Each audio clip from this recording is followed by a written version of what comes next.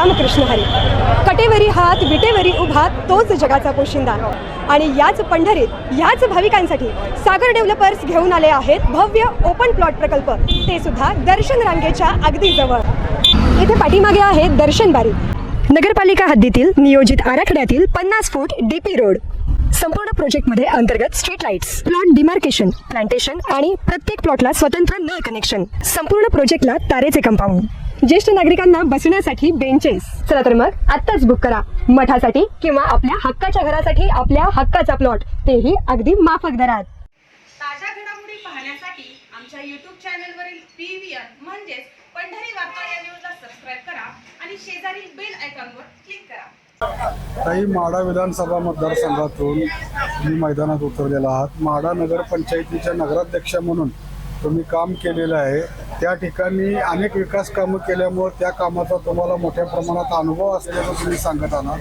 तुम्ही एक उच्च शिक्षित आहात, तुम्ही वकिलीचे पदवीधर आहात. आज या माढा मतदारसंघाचं विजन मांडत असताना एक विकासाची दृष्टी घेऊन मला पुढे जायचं आहे आणि त्याचबरोबर एक महिला उमेदवार म्हणून मला संधी द्या असं आवाहन करताना दिसून येतात. काय सांगा? आज माढा मतदारसंघातून मी महायुतीची अधिकृत उमेदवार माननीय अजितदादांनी मला उमेदवारी दिली. महिला सक्षमीकरणाचं प्रत्येक वेळेचं हे नवीन पावलं उचललं गेलेलं आहे. आज पाहतोय आपण स्थानिक स्वराज्य संस्थांमध्ये 50% आरक्षण असल्यामुळे मी सक्षमपणे नगरपंचायतच्या माध्यमातून नगराध्यक्ष या पदावर गेल्यानंतर स्वतः सक्षमपणे काम करू शकले, लोकांपर्यंत पायाभूत सुविधा पोहोचवू शकले. आणि नगरपंचायतीचा जो विकास झालेला आहे ते गेल्या 6-7 वर्षामध्ये आम्ही विकास केलेला आहे. रस्ते, पाणी, गटार असेल किंवा समाज मंदिर सुशोभीकरण असेल, मंदिर सुशोभीकरण असेल आणि सर्वात महत्त्वाचं म्हणजे माननीय पंतप्रधानांनी जी योजना सांगितली होती, घरकुल योजना, पंतप्रधान आवास योजना आणि रमाई घरकुल योजना, ह्या योजना आम्ही सक्षमपणे लोकांपर्यंत पोहोचवलेल्या आहेत. माढा शहरामध्ये 1000 घरकुले जवळपास पूर्ण झालेले आहे. एक माढ्याचा विकासाचा पॅटर्न आम्ही माढा तालुक्यासमोर, माढा मतदारसंघासमोर ठेवलेला आहे आणि हा पॅटर्न घेऊन मी पुढे गेलेले आहे. आज गेली कित्येक वर्ष झाली एखादी सत्ता असून सुद्धा माढा मतदारसंघ हा विकासापासून वंचित आहे. आपण आमच्या भागामध्ये पाहतो, पंढरपूरमध्ये ठीक आहे की ह्या ठिकाणी पंढरपूर तालुक्यात असलेल्या मतदारसंघातील 42 गावं त्यांना शैक्षणिक सुविधा पंढरपूर ह्या भागामध्ये मिळत आहेत. पण माढा मतदारसंघातील जे 78 गावं आहेत त्यांना शैक्षणिक सुविधा आमच्या तालुक्यामध्ये कसल्याही झालेल्या दिसत नाही आहेत. माढा मतदारसंघामध्ये कुठलेही महाविद्यालय, colleges, engineering colleges, diploma course आमच्या भागामध्ये नाही आहेत. त्याचबरोबर कुठलंही मल्टीस्पेशालिस्ट हॉस्पिटल माढा तालुक्यातील लोकांना दिसून येत नाही आहे. त्याचबरोबर लोकांच्या तरुण मुलांच्या हाताला काम आमच्या भागामध्ये दिसत नाही आहे. म्हणजे अनेक समस्यांनी ग्रासलेला हा माढा मतदारसंघ आहे. जवळपास गेले 2 ते 3 महिने झाले जनसंवाद यात्रेच्या निमित्ताने मी सर्व लोकांशी संपर्क साधला, संवाद साधला. त्या लोकांच्या माध्यमातून मला अनेक अडचणी समजलेल्या आहेत आणि ह्या अडचणी सोडवण्यासाठीच मी हे पाऊल उचललेलं आहे. एक विकासाचं नवीन विजन घेऊन मी पुढे आलेले आहे. मला पायाभूत सुविधा प्रत्येक गावागावापर्यंत पोहोचवायच्या आहेत. गावाला जोडणारे रस्ते असतील, प्रत्येकाला पाण्याची सुविधा द्यायची असेल, वाड्या वस्त्यांवर जाणाऱ्या लाईटच्या सुविधा असतील त्या आम्हाला द्यायच्या आहेत. सर्वात महत्त्वाचं म्हणजे मला शैक्षणिक सुविधा बळकटीकरणाकडे लक्ष द्यायचे आहे. आपल्या भागामध्ये मुलींच्या शिक्षणासाठी जसं बारामतीमध्ये विद्याप्रतिष्ठान आणि शारदानगर हे शैक्षणिक संकुल आहेत, तसेच शैक्षणिक संकुल मला आपल्या माढा मतदारसंघामध्ये उभा करायचे आहेत. मुलींसाठी हॉस्टेलची निवासी सोय करायची आहे. महाविद्यालय, colleges, engineering colleges, medical colleges, diploma courses अशा अनेक पद्धतीचं शिक्षण आपल्या भागातील मुलांसाठी द्यायचं आहे. त्याचबरोबर मी एक नवीन संकल्पना घेऊन आलेली की गाव तिथे दवाखाना. आज प्राथमिक आरोग्य केंद्र किंवा ग्रामीण रुग्णालय सर्वत्रच आहेत, पण त्या ठिकाणी तेवढं सक्षमपणे त्या आरोग्य केंद्राचा लाभ हा जनतेला होताना दिसत नाही आहे. त्यामुळे मी आरोग्याकडे दुर्लक्ष जे आतापर्यंत झालेलं आहे ते दुर्लक्ष होऊन न देता मी आरोग्य केंद्र बळकट करण्यासाठी काम करणार आहे. प्रत्येक आरोग्य केंद्र हे सुसज्ज आणि लोकांना उपयुक्त कसं होईल, लोकांना सगळ्याच आरोग्याच्या सेवा कशा पुरवता येईल ह्याकडे लक्ष देणार आहे. आपला भाग कृषीप्रधान आहे, त्यामुळे शेतीपूरक जोडधंदे, फूड प्रोसेसिंग युनिट आपल्या भागामध्ये मला उभा करायचे आहेत. मुलांच्या हाताला काम द्यायचे. महिला सबलीकरणाकडे, महिला उद्योगाकडे भर देऊन बचत करा, गट सक्षम करून गट शेतीकडे पण मी लक्ष देणार आहे. अशा अनेक विकासाचे विजन माझ्यासमोर आहे, ते मला इथून पुढे राबवायचे आहेत. ताई, या मतदारसंघामध्ये ऊसाच्या भोवती राजकारण फिरतंय. ऊसातून एक आमदारकी पुढे आणली जाते असं कायम चर्चा होत आलेली होती. अशा वेळी एक महिला उमेदवार म्हणून तुम्ही महिलांना आवाहन करतायत. 1,60,000 महिला मतदार या मतदारसंघामध्ये आहेत. उच्च शिक्षित तुम्ही उमेदवार म्हणून काम करत असताना, लोकांसमोर मते मागायला जात असताना लोकसभेत तुम्ही प्रभावी भूमिका बजावली होती. आज विधानसभेवेळेला तुम्हाला महायुतीने संधी दिली. 2100 रुपये आता लाडक्या बहीण योजनेचे करू असे आश्वासन मुख्यमंत्र्यांनी नुकतेच दिले. लाडक्या बहिणी एकीकडे खुश आहेत, आता तुम्हाला मताचा आशीर्वाद ते देतील असा विश्वास वाटतो. निश्चित वाटतोय. लाडक्या बहिणी माझ्या खूप खुश आहेत, कारण 2100 रुपये शक्यतो असे मिळणे सोपं नाहीये. आज पाहतोय एका कुटुंबामध्ये 2 ते 3 महिला साधारण असतातच. घरामध्ये 5 ते 7 हजार रुपये प्रत्येक महिन्याला येणार आहेत आणि घरातला थोडाफार खर्च भागणार आहे, हातभार लागणार आहे. आणि महिलांना एकच असतं की आपल्या घराचा हातभार आपण लावू शकू, यासाठी त्या नेहमी धडपडत असतात. त्यांना काम करायची गरज त्यासाठीच वाटत असते. माननीय मुख्यमंत्र्यांनी, माननीय अजितदादांनी ही जी भूमिका जी आज सांगितलेली आहे की माझी लाडकी बहीण योजना जी राबवली आहे ती महिलांना सक्षम करण्याकरचं एक पाऊल त्यांनी उचललेलं आहे. दुसरं पाऊल म्हणजे मला त्यांनी उमेदवारी देऊन उचललेलं आहे की या भागामध्ये पहिल्यापासूनच मी म्हणत आहे की महिला सक्षमीकरण पाहिजे असेल तर महिलांनी पण राजकारणात यावं, त्यांची राजकारणाची भूमिका स्पष्ट करावी, राजकारणात चांगल्या पद्धतीचं काम करावं, जे आजपर्यंत मी करून दाखवलेलं आहे. आजपर्यंत माढा मतदारसंघाचं राजकारण हे उसाभोवती होतं, कारण अनेक प्रश्न प्रलंबित आहेत, पण त्या प्रश्नांना वाचा फोडण्याचं काम कोणी केलेलं नाहीये. माढा शहरात काम करताना मला एक अनुभव आला की फक्त उसाचं राजकारण करणं हे अतिशय अजिबात योग्य नाहीये. तर लोक अनेक पायाभूत सुविधांपासून वंचित आहेत. ह्या सुविधा देणं पण लोकांची गरज, आपण लोकप्रतिनिधीची गरज आहे. लोकप्रतिनिधींनी आजपर्यंत ह्या गोष्टीची कधी लोकांना जाणीवच होऊ दिली नाहीये की तुम्हाला ह्या सुविधा पाहिजे आहेत. म्हणजे शिक्षणाच्या असतील, आरोग्याच्या असतील, पायाभूत सुविधा असतील, हे प्राथमिक कर्तव्य लोकप्रतिनिधींचं असतं. ऊस आणि कारखाना हे कर्तव्य दुय्यम कर्तव्य झालं. प्रथम कर्तव्य हे त्यांचं असतं. जे कर्तव्य मी आज बजावत आहे, नगरपंचायतच्या माध्यमातून बजावून दाखवलं आहे आणि ह्यापुढे माढा मतदारसंघामध्ये मी ते बजावणार आहे. राहिला मुद्दा म्हणजे माझ्या उच्च शिक्षणाचा. माझं शिक्षण हे मी राजकारणामध्ये स्वतःला सक्षम करण्यासाठी, प्रभावीपणे आपले मुद्दे मांडण्यासाठी आणि कायद्याचा वापर हा प्रत्येक गोष्टीमध्ये होत असतो. आणि माझ्या भागातील, ग्रामीण भागातील लोकांना माझ्या शिक्षणाचा वापर व्हावा, उपयोग व्हावा. विधानसभेमध्ये मला उद्या भविष्यामध्ये प्रश्न मांडता यावेत, कायद्यांमध्ये मला स्वतः बोलता यावं, कायदेतज्ञ आपण व्हावं, ह्या विचारातून मी शिक्षण घेतलेले आहे. माझ्या शिक्षणाचा उपयोग हा माझ्या समाजासाठी करायची ही माझी भूमिका आहे. ताई, पंढरपूर तालुक्याचा हा पूर्व भाग आहे, हा माढा विधानसभा मतदारसंघाला जोडलेला आहे. हा जो पंढरपूर कुरुल जो रस्ता होता त्याची अतिशय दुरावस्था झालेली होती. गेल्या 10 ते 15 वर्षापासून या भागातील नागरिक सातत्याने याची मागणी करताना दिसून येत होते. अनेक आंदोलनं झाली. अजितदादांनी या रस्त्यासाठी निधी दिला आणि या रस्त्याचं काम मार्गी लागलं. 14 कोटी रुपयामधून हा रस्ता बनला.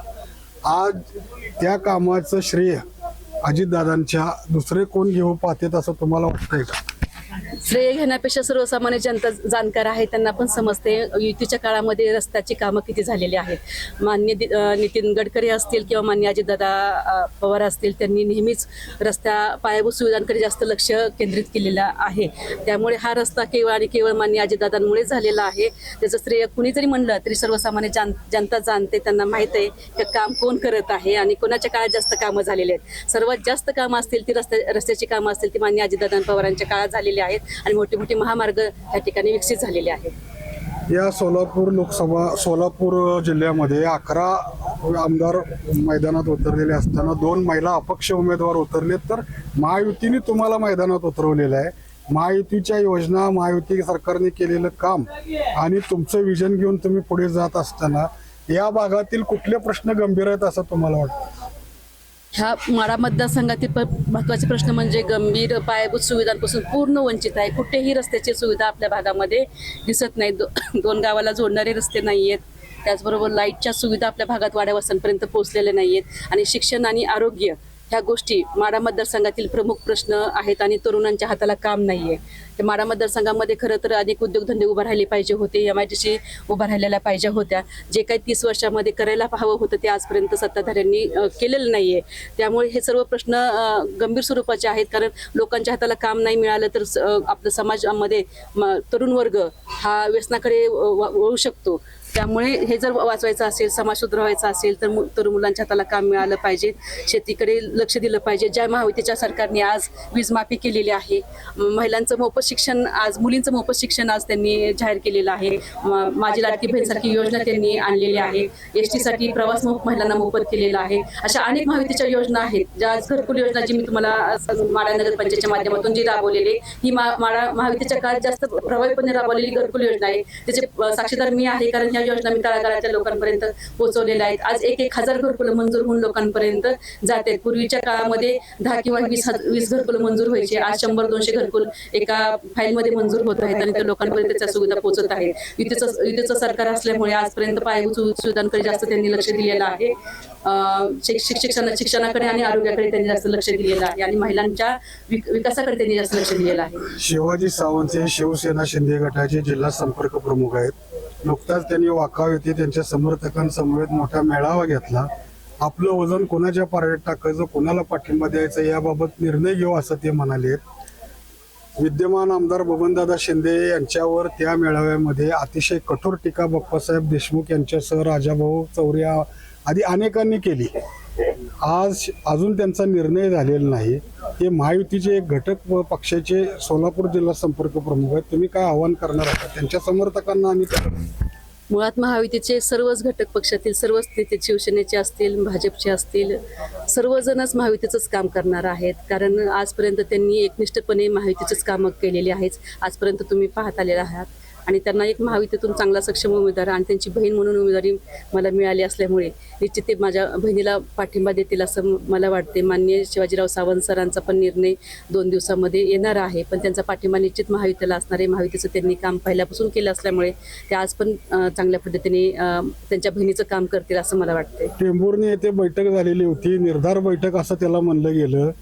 तिथल्या प्रस्थापित नेतृत्वाच्या विरोधात 7 जण एकत्र आले. आम्ही पक्षभेद बाजूला ठेवून कुणालाही उमेदवारी द्या, आम्ही मागं राहू असे म्हणाले आणि त्यातले काही जण आज इकडं तिकडे जात आहेत. काय सांगाल तुम्ही याबाबत? खरं तर सत्ताधाऱ्यांच्या विरोधात सर्वजणच एकत्र आलेलं होते.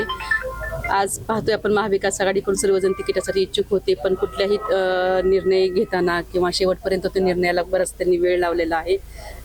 एवढं मला माहिती आहे की आज माढा मतदारसंघामध्ये परिवर्तन होणार आहे आणि हे परिवर्तन होण्यासाठी पूर्वी सर्वजण एकत्र आले होते. कदाचित आज काही येऊ पण अजून त्यातले सर्वांनीच काही एकमेकाला कोणाला सहकार्य करायची भूमिका सर्वांनी स्पष्ट केलेली नाहीये. ते सध्या शांत आहेत, नाराज आहेत. महाविकास आघाडीने कोणालाच तिकीट दिलं नाहीये. जे काही एकत्र आले होते त्या मंडळीचा विचार न करता तिसऱ्याच व्यक्तीला तिकीट दिलं गेलं. खरं तर माढा मतदारसंघाचा तिकिटाचा विचार हा प्रामुख्याने त्या भागातील लोकांचा करायला हवा पाहिजे होता, ज्यांनी एकनिष्ठपणे काम केलेलं आहे. तुम्ही पाहताय आम्ही आजपर्यंत महाविकास आघाडीतून गेली 25 वर्ष झाली एकनिष्ठ काम करत आहोत आणि जे काही आमच्यावर 5-7 जण होते त्यांनी पण आघाडीचं काम लोकसभेला एकनिष्ठतेने केलं होतं. पण ज्यांनी एकनिष्ठतेने काम केलं त्यांना सर्वांना डावलून तिकीट एका वेगळ्याच व्यक्तीला दिलं गेलं. त्यामुळे त्यांची नाराजगी अजूनही तशीच आहे. भविष्यात त्यांचा निर्णय सुद्धा आमच्या साईडने पॉझिटिव्ह होऊ शकतो असं मला तरी आज वाटते. कारण आम्हाला आमच्या माढा मतदारसंघाचा विकास करायचा आहे आणि विकासासाठी सर्वजण एकत्र आले होते. इकडे पंढरपूर मंगळवेढा विधानसभा मतदारसंघामध्ये तेढा पडलेला आहे. त्या ठिकाणी राष्ट्रवादी काँग्रेस शरदचंद्र पवार पक्षाने स्वतंत्र उमेदवार दिलाय. भगीरथ बालकेंचे 42 गावातील समर्थक असं म्हणतायत की तिकडं तुतारीने आमच्याबरोबर जे काही केलंय त्याच्या विरोधात आम्ही निश्चित तिकडे प्रतिक्रिया देऊ. खासदार प्रणितीताई शिंदे आणि तुम्ही यांनी एकत्र अनेक वर्ष काम केलेलं आहे. त्यांच्या मार्गदर्शनाखाली तुम्ही काँग्रेसमध्येही काम केलेलं आहे. काय आशीर्वाद लाभेल त्यांचा आणि ते भगीरथ बालके समर्थकांचं काय पाठबळ लाभेल असं वाटतं? ज्यांना माझं काम माहीत आहे, माननीय प्रणितीताई शिंदे खासदार त्यांनी माझ्या खूप चांगल्या सहकारी होत्या, म्हणजे आहेत पण अजून सुद्धा. त्यांनी माझं नेहमीच कामाबद्दल कौतुक केलेलं आहे. ज्यांना माझं काम माहीत आहे ते सर्वजण मला सहकार्य करशील अशी अपेक्षा आहे. कारण मी काम करण्यासाठीच ह्या उमेदवारीची मागणी केली होती की मी आजपर्यंत काम केलं आहे आणि मला मतदारसंघासाठी चांगलं काम करायचं आहे. एक विकासाचा नवीन पॅटर्न मतदारसंघामध्ये घेऊन आलेले आहे. त्यामुळे जनतेबरोबर ज्यांना माझं काम माहीत आहे आणि ज्यांना माहीत आहे की आपली ताई चांगलं काम करू शकतील ते सर्वजणच मला पाठिंबा देतील असं मला तरी वाटते. धन्यवाद.